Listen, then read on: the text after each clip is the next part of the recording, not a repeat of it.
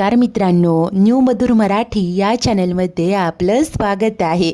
घरोघरी मातीच्या चुली या मालिकेच्या आजच्या 7 जूनच्या एपिसोडमध्ये जानकी आता सर्वात आधी देवी आईच्या देवळात आलेली असते. हात जोडून ती प्रार्थना करत असते की देवी आई काहीतरी मार्ग दाखव ग. चहूबाजूंनीच संकटांनी घेरल्यासारखं तिला वाटत असतं आणि कशा प्रकारे ऋषीने तिच्यावर आळ येऊ नये म्हणून स्वतःला अटक करून घेतली तेही तिला आठवत असतं. ती म्हणते की देवी आई, माझ्या ऋषिकेशने चोरी केली नाहीये ग. आमच्या घरच्यांची मनस्थिती मी तुला कशी सांगू. शर्वरी माणसांना देखील मदत करायची आहे. काहीही कर आणि मला खरा चोर सापडू दे असं म्हणत ती देवीकडे प्रार्थना करत असते. आणि तेव्हाच देवी आई आता एक फूल खाली पाडते. जानकीला उजवा कौल मिळालेला असतो. आशेने ती फूल हातात घेते आणि तिला आता नवं बळ मिळालेलं असतं. त्याच वेळेस दुसरीकडे आता अवंतिका ऐश्वर्याला समजावत असते की तू शरुताईंवर हात उगारून खूप मोठी चूक केली.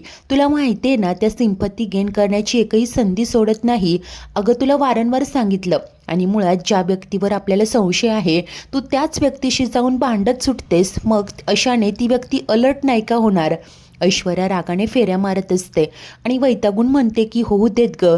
त्या बाईला जितकं अलर्ट व्हायचं आहे ना तितकं होऊ देत अवंतिका, मला नाही फरक पडत. अवंतिका, मी तुला लिहून देते, ते पैसे शरुताईंनीच चोरले. अवंतिका प्रश्न करते की अगं पण तू हे सगळं इतक्या खात्रीने कसं सांगू शकतेस. तेव्हा ऐश्वर्या म्हणते की मगाशी जेव्हा मी सगळ्यांसमोर सांगत होते ना की त्या रात्री घराचा दरवाजा उघडा होता, तेव्हा मी क्षणभर शरुताईंच्या चेहऱ्यावरचे हावभाव पाहिले. जणू काय आपली चोरी पकडली जाईल असं दिसत होतं आणि ते पाहिल्यानंतर माझा त्यांच्यावरचा संशय आणखी बळावलाय अवंतिका असं म्हणत ऐश्वर्या सांगत असते. आणि आता तिची खात्री असते की शरूनेच चोरी केली आहे. काय वाटेल ते करून तिला शरूचं पितळ उघडं पाडायचं असतं. तर दुसरीकडे जानकी आता पोलीस स्टेशनमध्ये आलेली असते. ऋषीसोबत ती बसलेली असते. टिफिन ओपन करते आणि म्हणते की खाऊन घ्या, इथे पोलीस स्टेशनमध्ये घरचं जेवण मिळत नाही ना म्हणून तुमच्यासाठी डबा आणलाय. तेव्हा तो बोलतो की अगं, घरचं जेवण तर इथे असणारा प्रत्येक व्यक्ती मिस करतो ग जानकी. तेव्हा आता जानकीला खूप वाईट वाटतं. ती म्हणते की तुम्ही हे असं का केलं ऋषिकेश. अहो, जर का तुम्ही स्वतःहून गुन्हा कबूल केला नसताना तर पोलीस खऱ्या गुन्हेगाराला शोधत बसले असते. तुम्ही हे सगळं का केलं, आपल्याला देखील थोडा वेळ मिळाला असता. तेव्हा ऋषी सांगतो की जर मी हे असं केलं नसतं तर संशय तुझ्यावर आला असता जानकी, आणि मी तुला हे असं पोलीस स्टेशनमध्ये नाही बघू शकत. तेव्हा ती म्हणते की आणि तुम्हाला इथे असं बघून माझ्या जीवाचं काय होतंय तुम्हाला कळतंय का. तिला खूप वाईट वाटत असतं. काहीही करून ऋषीला बाहेर काढायचं असतं. पुढे ती सांगते की मी देवी आईच्या मंदिरात गेले होते. आता देवही आपल्या पाठीशी आहे. देवी आईने आम्हाला उजवा कौल दिलाय. ऋषिकेश, ही जानकी तुमच्यासाठी लढणार आणि खरा गुन्हेगार शोधणार. त्यानंतर ऋषी तिला सांगत असतो की इतकं प्रेम करतेस माझ्यावर. तेव्हा ती म्हणते की नाही ऋषिकेश, या स्पर्धेत तुम्ही जिंकलात, कारण तुम्ही तर माझ्यासाठी हे असं स्वतःला अटक करवून घेतली. मी हरले ऋषिकेश, या स्पर्धेत मी हरले. जे आता ऋषी तिला नवी उभारी देत असतो. तो म्हणतो की अगं, मला माहिती आहे ना तू मला नक्की सोडवशील, परंतु जर का तुझ्या जागी मी असतो ना तर तुला हे असं या अवस्थेत बघूनच मी अर्धमेला झालो असतो ग. तेव्हा ती मात्र त्याच्या तोंडावर हात ठेवत म्हणते की नाही, असं अभद्र बोलू नका, आता सगळं ठीक होईल अशी तिला आशा असते. आणि त्यानंतर मायेने ती स्वतःच्या हाताने त्याला जेवण भरवत असते. तर तेव्हाच इकडे अवंतिका घरी ऐश्वर्याला समजावत असते की हे बघ, तू रागाच्या भरात वाटेल ते वागतेस. तू शरुताईंवर हात उगारून खूप मोठी चूक केली आहेस. त्यामुळे यापुढे नीट डोकं शांत ठेवून विचार करत जा. तितक्यात जानकी तिथे येते आणि जानकीला आता घडलेला सगळा प्रकार कळतो. तेव्हा ती धक्क्याने म्हणते की काय ऐश्वर्या, अगं तू हे करून खूप मोठी चूक केली आहेस. आता कुठे सर्वांचा तुझ्यावर विश्वास बसायला लागला होता ना, तू असं का वागलीस. अवंतिका बोलते की हो वहिनी, मी देखील तिला हेच समजावत होते. आणि आता जर का हे सगळं नीट व्हायचं असेल ना तर मला असं वाटतंय ऐश्वर्याने जाऊन शरुताईंची माफी मागायला हवी. तेव्हा ऐश्वर्या स्पष्टपणे सांगते की मी त्या बाईची काही माफी वगैरे मागणार नाहीये. अवंती बोलते की हे बघ, तुला जेन्युअनली जाऊन माफी मागायला कोण सांगतंय. जाऊन फक्त सॉरी म्हण, जेणेकरून त्यांना असं वाटेल की सगळं ठीक आहे. तेव्हा आता ऐश्वर्या तयार होते. ते पाहता जानकीला तिचा खूप अभिमान वाटत असतो. ती म्हणते की खरंच तू किती बदलली आहे. स्वतःचा राग, इगो बाजूला ठेवून तू आपल्या कुटुंबाचा विचार करते. त्यानंतर ती दोघींचेही हात हातात घेते आणि सांगत असते की जेव्हा मागे सगळी संकटं यायची ना, तेव्हा ऋषिकेश माझ्याबरोबर असायचे. आत्ता ते नाही आहे, परंतु तुम्ही दोघी आहात. मला खरंच तुमचा खूप आधार वाटतो. अवंतिका सांगते की हो वहिनी, आणि आम्हाला देखील तुमचा आधार वाटतो. तेव्हा जानकी सांगते की असंच आपण आता एकमेकींच्या साथीने रणदिव्यांचं मोडकळीस आलेलं हे घर सावरूया आणि दुरावलेली नाती जवळ आणूया. आणि तिघीही आता या संकटाचा सामना करण्यासाठी सज्ज असतात. तेव्हाच इकडे हॉलमध्ये हा सौमित्र शर्वरीला म्हणत असतो की ती ऐश्वर्या वाटेल तसं वागते ग. अगं जानकी वहिनीमुळे हे होतंय, तिनेच तिला डोक्यावर चढवून ठेवलंय. तेव्हा शर्वरी म्हणते की मग का घेतलंय तिला घरात. तेव्हा सौमित्र तिला सांगत असतो की खरं तर मला देखील ती या घरात नको होती, परंतु जानकी वहिनीने सतत सांगून सांगून ती कशी बदलली आहे. आई आणि नानांचं देखील या गोष्टीला काहीच ऑब्जेक्शन नव्हतं. त्यानंतर ही शर्वरी आता त्याचे कान भरत म्हणत असते की तुला माहिती आहे का, तुम्ही जेव्हा कोणी आजूबाजूला नसताना अरे वाटेल ते आरोप करत असते ती माझ्यावर, खूप अपमान करते. माझं इथे असणं तिला खूप खटकतं रे. उद्या जाऊन जर का तिने माझ्यावर चोरीचा आरोप घेतला ना, तर मला विशेष वाटणार नाही आहे. तेव्हा सौमित्र म्हणतो की अगं असं का करेल ती, आणि हे बघ ती काहीही बोलली ना तरी आमचा सगळ्यांचा तुझ्यावर विश्वास आहे ना. आणि इतक्यात आता जानकी, ऐश्वर्या आणि अवंतिका तिघीही जिना उतरून खाली येतात. तिघींचंही नाटक आता सुरू होतं. अवंतिका आणि जानकी ऐश्वर्याला म्हणत असतात की हे बघ तू हे जे काही वागली ना ते आम्हाला अजिबात पटलेलं नाही आहे. तेव्हा ऐश्वर्या म्हणते की मी काय करू गं, मी रागाच्या भरात असं वागले. जानकी सांगते की अगं पण तू आपल्या ननंदेवर हात उचलले. ऐश्वर्या अगं आत्ता कुठे मला वाटत होतं तू बदलली आहेस, तू हे जे काही केलंय ना ते खूप चुकीचं आहे. त्यानंतर अवंतिका देखील म्हणते की हो, आणि जर का तुला या घरात राहायचं असेल ना तर सगळ्यांना सारखाच मान सन्मान द्यावा लागेल, सगळी नाती जपावी लागतील. आणि तुला खरंच पश्चाताप होत असेल ना तर आत्ताच्या आत्ता शरुताईंसमोर जा आणि जाऊन त्यांना सॉरी बोल. आता शर्वरी आणि इकडे हा सौमी देखील त्यांचं हे बोलणं ऐकत असतात. त्यांनाही आश्चर्य वाटत असतं. या तिघी मात्र एकमेकींकडे पाहत खाणाखुणा करत त्यांचं नाटक कंटिन्यू करतात. ऐश्वर्या सांगत असते की काय मी माफी मागू, म्हणजे तुम्हाला असं वाटतंय का जे झालं त्यात फक्त माझी चूक होती. तेव्हा अवंतिका सांगते की हो, कारण मी तुला कितीदा सांगत होते शांत राहा, परंतु तूच शब्दाने शब्द वाढवत गेली आणि शरुताईंना वाटेल तसं बोललीस. आता जर का तुला तुझ्या चुकीचं प्रायश्चित्त करायचं असेल ना तर शरुताईंसमोर जा आणि सॉरी म्हण. तेव्हा आता ऐश्वर्या म्हणते की ठीक आहे मी हे करायला तयार आहे, पण फक्त तुमच्या दोघींसाठी. जानकी तुला देखील असंच वाटतंय का. तेव्हा जानकी देखील ॲक्टिंग करतच बोलत असते की हो मला देखील असंच वाटतंय. त्या आपल्या ननंद आहेत, त्यांचा मानसन्मान आपण जपायलाच हवा.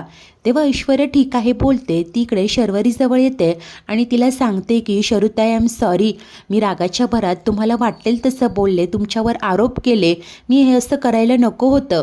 तेव्हा सौमित्र तिच्याकडे पाहत टॉन्ट देत बोलतो की नशीब, तुला कधीच तुझी चूक कळाली नव्हती, आज कळाली आमचं नशीब. तेव्हा ऐश्वर्या म्हणते की सौमित्र हे बघ मी तुझ्याशी देखील खूप उद्धटसारखं बोलले, तुला देखील सॉरी. आता हे सगळं पाहून इकडे जानकी आणि अवंतिकाला तर आश्चर्यच वाटत असतं. त्यानंतर ऐश्वर्या एवढ्यावरच थांबत नाही. ती नाटकं करत आता शर्वरीसमोर हात जोडते आणि बोलत असते की प्लीज मला माफ करा. हे बघा मी तुमच्यासमोर हात जोडते, हवं असल्यास पाया पडते. आणि ती लगेच येऊन या शर्वरीचे पाय पकडते. शर्वरी म्हणत असते की हे काय करते तू, पाय सोड आधी माझं. शर्वरीला मात्र काय बोलावं काहीही कळेनासं झालेलं असतं. तेव्हा जानकी ऐश्वर्याला सांगते की ऐश्वर्या अगं फक्त माफी मागून चालणार नाहीये, तर तू जे काही केलंय ना त्याचं तुला प्रायश्चित्त घ्यावं लागेल. आणि याची शिक्षा म्हणून ना तुला आता पुढचे 3 दिवस शर्वरी वंशांसोबत राहायचंय. त्यांना काय हवं नको ते सगळं पाहायचं. अवंतिका देखील सांगत असते की होय तुला ना प्रायश्चित्त भोगावंच लागेल. तेव्हा आता ऐश्वर्या देखील तयार होते. ती सांगते की ठीक आहे ही शिक्षा भोगायला मी तयार आहे. पुढचे 3 दिवस मी शर्वरी वंशांसोबतच राहील, त्यांची पूर्ण काळजी घेईन. मी तर पुढचे 3 दिवस 3 रात्र शरुताईंसोबतच राहील, त्यांच्या सावलीप्रमाणे त्यांची सोबत करेल. आता हे सगळं शरूला असंही होतं. ती पटकन ऐश्वर्याचे हात बाजूला करत म्हणते की या सगळ्याची काहीही गरज नाही आहे. तेव्हा जानकी बोलते की वंश, मला माहिती आहे तुमचं मन किती मोठं आहे ते, परंतु हिला ना यावेळेला शिक्षा मिळालीच पाहिजे. आता अशा प्रकारे या तिघींनीही मिळून शरूला अडकवण्याचा स्मार्ट प्लॅन बनवलेलं असतं. शरूची तर चांगलीच कोंडी झालेली असते. ती म्हणते की नाही, इट्स ओके, मी माफ केलं हिला, हे सगळं करण्याची काही गरज नाही आहे. तेव्हा जानकी मुद्दामून बोलते की हो असं कसं नाही शरूताई. इतक्यात शर्वरीला राहुलचा मेसेज येतो की मला भेटायला ये. आता जानकी अवंतीकडे पाहून खुणावत असते. त्यांना काहीतरी गडबड आहे लक्षात आलेलं असतं. शरू बाजूला येते आणि नाटकं करत सांगत असते की बँकेचा काहीतरी मेसेज आलाय, मी पाहते. तिने राहुलला रिप्लाय दिलेलं असतं की हो येते, आणि त्यानंतर ती खोलीत येते. तेव्हाच पटकन ऐश्वर्या देखील तिच्या मागे मागे आलेली असते. तिला अचानक पाहताच शर्वरी दचकते. ऐश्वर्या म्हणते की अहो आता आपलंच ठरलंय ना की पुढचे 3 दिवस मी तुमच्यासोबतच राहणार. शरू म्हणते की नाही नको, काहीही गरज नाही. हे बघ अगं, मला हवी माझी प्रायव्हसी. तुला देखील तुझी प्रायव्हसी आवडते की नाही? तसंच मला देखील खूप आवडते. असं बोलून ती आता वॉशरूमकडे निघून जाते. ऐश्वर्या मात्र तिथेच उभी असते. तर तेव्हाच बाहेर सौमित्र या दोघींना म्हणतो की हिच्यात इतका बदल कसा झाला. अवंतिका सांगते की आम्ही दोघींनी समजावलं तिला. सौमी बोलतो चांगलं काम केलं. तो तिथून निघून जातो. त्यानंतर अवंतिका बोलते की वहिनी अहो आता काय. तेव्हा आता जानकी सांगते की माहिती नाही, परंतु आता काय ऐश्वर्या शरुतांची पाठ सोडणार नाही, आपल्याला तेच तर हवं होतं. आणि दोघीही एकमेकींना टाळी देत हसत असतात. तर त्यानंतर काही वेळाने सौमित्र रूममध्ये असतो. अवंतीही तिथेच असते. त्याने आता तिच्यासाठी गर्भसंस्काराचं पुस्तक आणलेलं असतं. बेबीचे छान छान क्यूट क्यूट फोटोचे पोस्टर आणलेले असतात. आणि तिला सांगत असतो की आपल्याला आपलं बाळणं असंच गोंडस आणि कुटकुटीत व्हायला हवंय. तू आता स्वतःला वेळ देत जा, स्वतःची काळजी घेत जा. अवंती ही खूप खुश असते. तिलाही सौमीचं खूप कौतुक वाटत असतं. ती लाडाने म्हणते की गोंडस आपल्या बाबांसारखं ना. तो बोलतो की होय, आणि आईसारखं गुटगुटीत. दोघेही हसत असतात. त्यानंतर अवंती मात्र नखरे करत म्हणते की पण मी मात्र स्वतःची काळजी घेणार नाहीये, मी प्रेग्नेंट आहे ना, मग स्वतःनेच स्वतःची काळजी घेण्यात काय अर्थ आहे. तेव्हा सौमी म्हणतो की अच्छा, म्हणजे मी तुझी काळजी घ्यायला हवी का, ठीक आहे. तेव्हा आता इकडे तो तिच्या पोटावर नॉक करत म्हणत असतो की तू तुझ्या आईला सांग, बाबा तिचं सगळं ऐकायला तयार आहे, परंतु फक्त मी नसताना तिने स्वतःची काळजी घेतली तर. तेव्हा अवंतिका बोलते की हो मिस्टर सौमित्र रणदिवे, अहो किती स्ट्रेस घेणार आहात तुम्ही, मी घेईन स्वतःची काळजी. तेव्हा तो देखील प्रेमाने तिला सांगत असतो की जोपर्यंत आपलं बाळ या जगात येत नाही ना, तोपर्यंत मला काही चैन वाटणार नाही. मी जेव्हा केव्हा बाहेर जातो ना, मला सतत फक्त तुम्हा दोघांची काळजी वाटत असते. नंतर भाऊक झालेला सौमित्र तिला सांगत असतो की जर का मी तुझ्यावर कधी रागावलो, चिडलो ना, तर वाईट नको ग वाटून घेत जाऊस, कारण तुमच्यावरच्या प्रेमापोटी, तुझ्या काळजीपोटीच मी हे सगळं करत असतो. तेव्हा ती त्याला समजावते की अरे तू बाबा होणार आहेस ना, तू एक्सायटेड असायला हवं, हे असं काळजी करून भीतीत नको रे राहूस. तेव्हा आता सौमित्र होकार देतो, मी प्रयत्न करेन म्हणून सांगतो आणि तिला प्रेमाने आय लव्ह यू बोलतो. अवंती देखील सेम टू यू म्हणत त्याला मिठी मारत असते. त्यानंतर सौमित्र तिच्याकडे स्पेशल कॉफीची मागणी करतो. अवंतिका मस्करी करत म्हणते की पिल्लू बघितलंस ना बाबा किती चॅप्टर आहेत ते, आत्ताच सांगत होते की आराम करायचा आहे आणि आता कॉफी हवी. तेव्हा सौमित्र हसूनच म्हणतो की सॉरी, मी तुम्हा दोघांची माफी मागतो, मी जाऊन कॉफी आणतो. तेव्हा अवंती बोलते की नाही रे, मी मस्करी केली, आता तर मलाही कॉफी प्यावीशी वाटते. आलेच मी, आणि कॉफी आणण्यासाठी ती खाली येत असते. तेव्हाच इकडे शर्वरी आता तिच्या वॉर्डरोबमध्ये कपडे पाहत असते. इतक्यात तिला राहुलचा मेसेज येतो वेटिंग म्हणून. ऐश्वर्या तिथेच उभी असते. आता पुढे डोकावत तिने हा मेसेज पाहिलेला असतो. त्यानंतर ही शर्वरी येऊन पटकन मोबाईल उचलते आणि तिला ओरडतच म्हणते की काय गं, तुला सांगितलंय ना जा म्हणून, अजूनही इथेच का घुटमळत आहेस. आणि ती आता मोबाईल पाहून जराशी कावरीबावरी झालेली असते आणि त्यानंतर सांगते की आलेच मी, आणि सरळ ती बाहेर निघून जाते. ऐश्वर्याला मात्र तिच्यावर पक्का डाऊट आलेला असतो. मित्रांनो, आजचा एपिसोड इथेच संपतो. तर पुढील भागात ऐश्वर्या पटकन जानकी आणि अवंतीकडे येते आणि त्यांना सांगते की तिला वेटिंग असा कुणाचा तरी मेसेज आला होता आणि ती नक्कीच कोणाला तरी भेटायला बाहेर गेली आहे. तेव्हा जानकी मनाशी विचार करते की जर का ही चोरी शर्वरी वंशांनी केली असेल ना तर मात्र मी त्यांना सोडणार नाही आणि शरूचा पाठलाग करत ती आता निघालेली असते. त्याच वेळेस ही शरू आता घराच्या बाहेरच राहुलला भेटते आणि त्याला सांगत असते की त्या ऐश्वर्याचं आणि माझं खूप मोठं भांडण झालं रे, मला असं वाटतंय की तिला माझ्यावर डाऊट आलाय. तेव्हाच राहुल मात्र म्हणतो की अगं असं कसं कळेल कुणाला. तेव्हाच जानकीची तिथे एंट्री होते आणि जानकी सांगते की सगळ्यांना कळलंय. आणि आता असं अचानक जानकीला पाहून शर्वरी आणि राहुलच्या पायाखालची जमीन सरकते, दोघांच्या तोंडचं पाणीच पळालेलं असतं. आता अशा प्रकारे या भन्नाट प्लॅनिंगने शरू तर जानकी आणि ऐश्वर्याच्या जाळ्यात अडकली आहे. आता तिचं पितळ उघडं पाडण्यासाठी जानकी काय पाऊल उचलेल, पुढे मालिकेत जो नवीन ट्विस्ट आलाय तो पाहणं खरंच खूप उत्सुकतेचं आहे. बिचाऱ्या विक्रांतची डेड बॉडी सापडली आहे. आता ऐश्वर्याच्या एका चुकीची शिक्षा तिला मिळेल का? मित्रांनो, अशाच नवनवीन डेली एपिसोडच्या अपडेटसाठी आपल्या न्यू मधुर मराठी या चॅनलला नक्की सबस्क्राईब करा, रेड आयकॉनवर प्रेस करा. मित्रांनो, तुमचं एक सबस्क्रिप्शन मला खूप मोटिवेशन देऊ शकतं. नक्की सबस्क्राईब करा. थँक्यू.